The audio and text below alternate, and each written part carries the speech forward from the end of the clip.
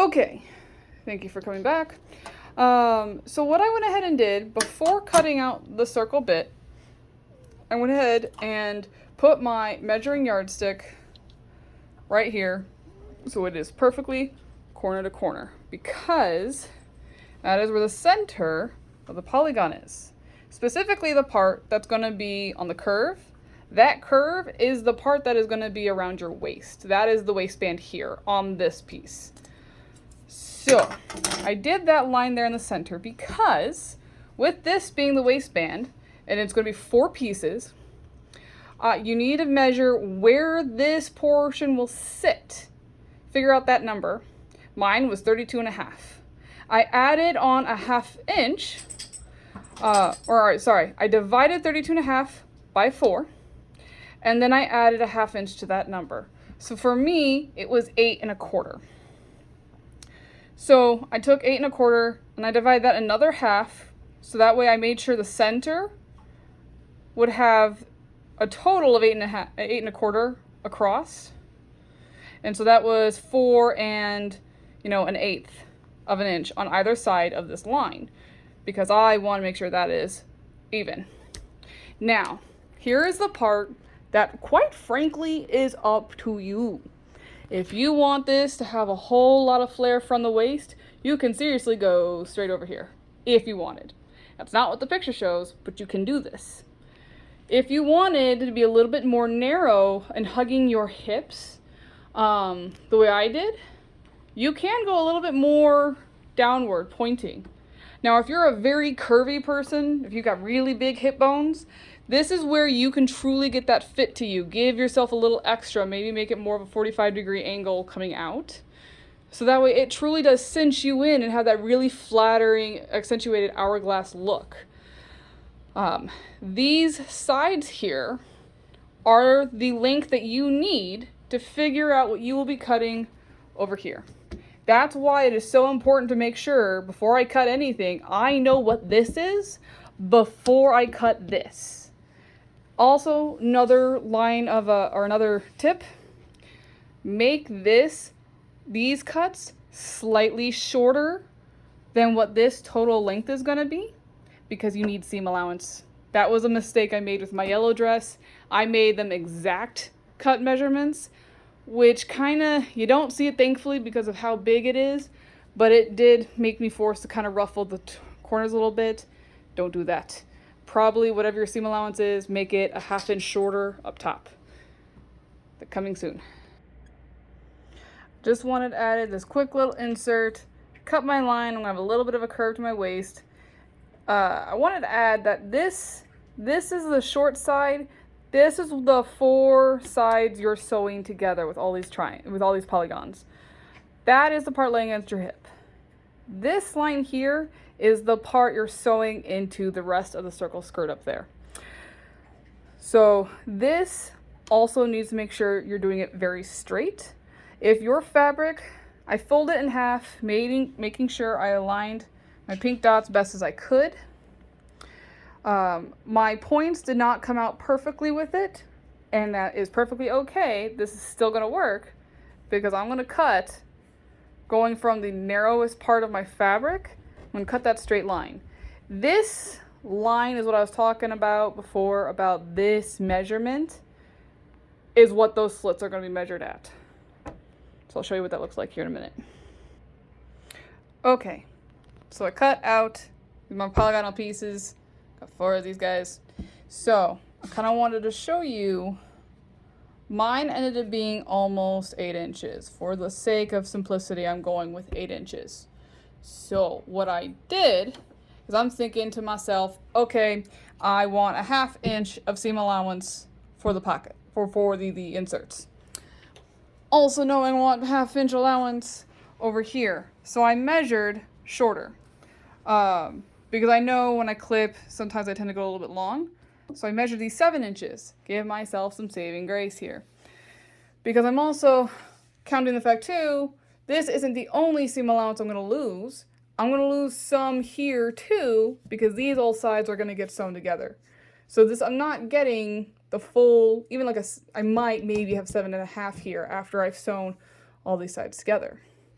Another thing I'm adding here, because I resented this mistake wholeheartedly on my yellow one, when I cut, I was thinking to myself, because it's much easier to insert a zipper, if I just took one of these lines and I just continued cutting along the whole fold, and I just put a zipper there. Except that's not where the seams on my inserts are going to match up. Because, if I cut a slit here, this is the part that opens up. That's where an insert's going. So meaning, where the corners are here, those are the highest points of the skirt.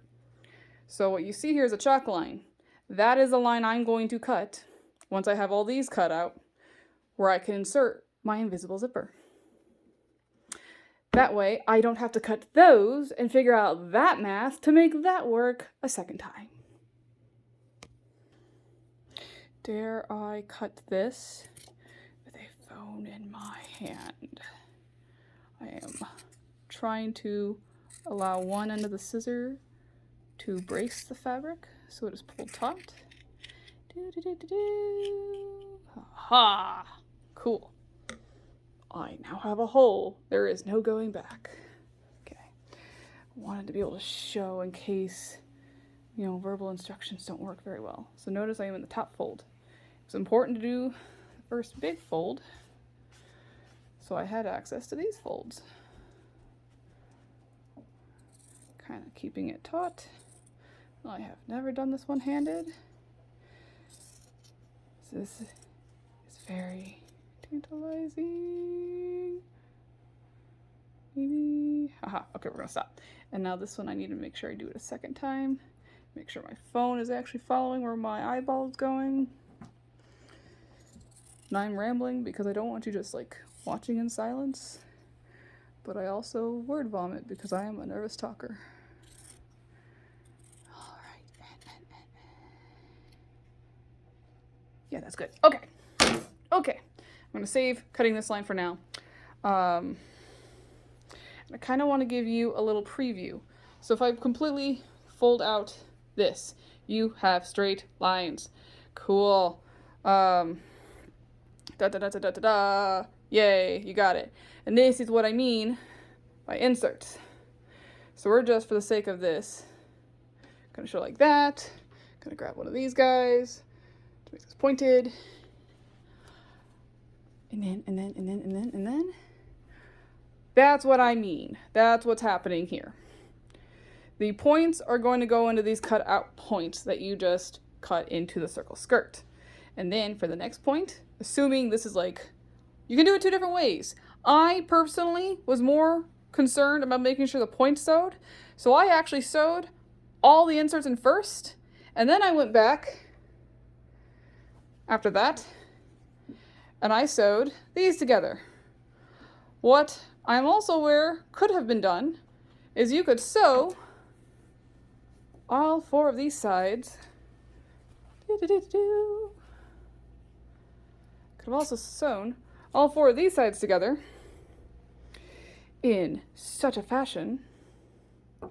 And then, when you open up the skirt, you'll notice there's four insert points, and you literally could just make sewing in the pleats or in the inserts all one big zigzaggy line if you wanted to. It depends on what's more important to you, making sure that this part is exact or making sure when it lays on you that part is exact.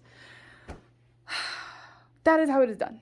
For the insert, the invisible zipper portion of it, if I fold this back up, where this, because I have it to a high point, that is perfectly going to put itself like so. So that way the zipper goes all the way to the end. I don't have to worry about sewing these two pieces together. That's how that will work.